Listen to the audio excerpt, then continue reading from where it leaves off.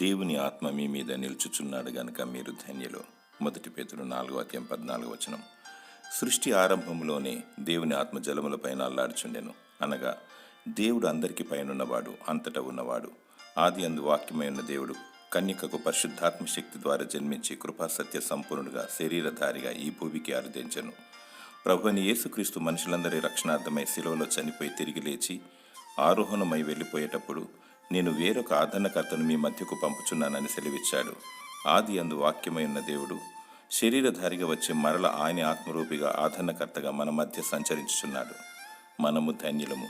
మనకు పైనున్నవాడు, మనతో ఉన్నవాడు, మనలో ఉన్న దేవుడు, ఆయన ఆదరించువాడు, ధైర్యపరచువాడు, అద్భుతాలు చేయవాడు. నీవు ధన్యుడవు, నీకు మేలు కలుగును. దేవుని స్తుతించుము, ఒంటరినని అధైర్యపడకు.